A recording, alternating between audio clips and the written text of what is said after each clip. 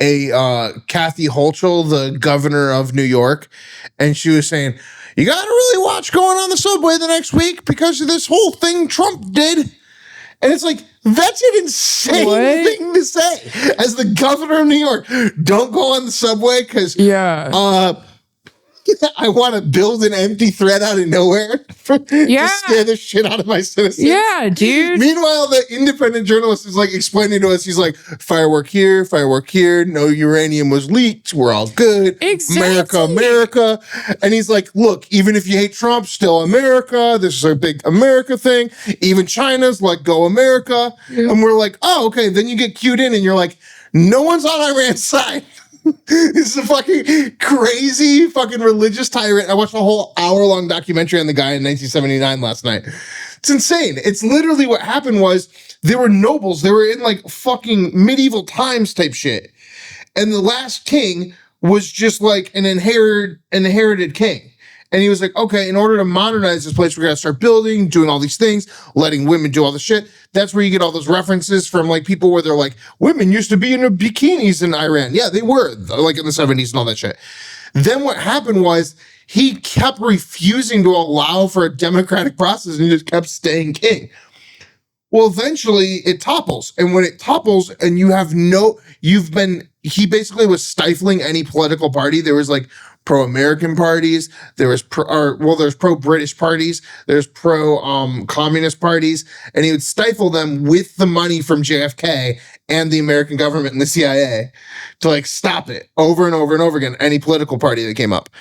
Then when they topple them anyway, because you can't just be king for forever, that doesn't work. Yeah. Especially when you start modernizing and tell people like, oh, go to concerts, oh, have coffee shops. But also bow to your king. Like, only fucking English people are going to keep doing that. There's nothing wrong with them, but like everybody else got to like go past that part. And Iran did, but the only people that were legally allowed to run were religious parties. So then, like, think about it. It's like if Westboro Baptist Church was the only political party allowed into an infrastructure where you just topple the government and now you get to vote in parties. They're the only people speaking. Well, great. You're revolting against your king. They're the only people speaking. What's next? You're going to ask them. And they've been in charge for 45 years now. And like when you look at that Mo News stuff and you see, you're like, wait, he's saying even India, even China, even the fucking Hezbollah. That was the really funny one. Was they're saying that Iran had been funding Hezbollah for 40 years, and Hezbollah's like, we're not getting involved. Y'all fucking fuck off. Nobody wants this drama. And that's like, I mean, I don't know shit. And I also am not going to be a fucking Dave Smith and, be an asshole about it when it's like, oh, have you been there? Like, have you been? Like, you can't have an opinion. All that mockery of the fucking comedians. Like, I think, yeah, if you've been somewhere, you probably have a deeper opinion of something. Him being on Piers Morgan actually is nuts. And it's so funny. Did you watch it? Yeah. I couldn't stop, mainly because of Dave Smith. And like, it seems like he and Pierce are like buddies. Like, they're like in the cahoots.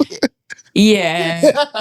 But especially because they have like Israel officials on and they just keep asking like, what's the death toll? And they like can't answer, but then they're also like, it's pretty proportionate ratio. And they're like, you said you didn't know the death toll. And they're like, no, but we like, okay, so here's the thing. I don't think anybody fucking knows shit. No.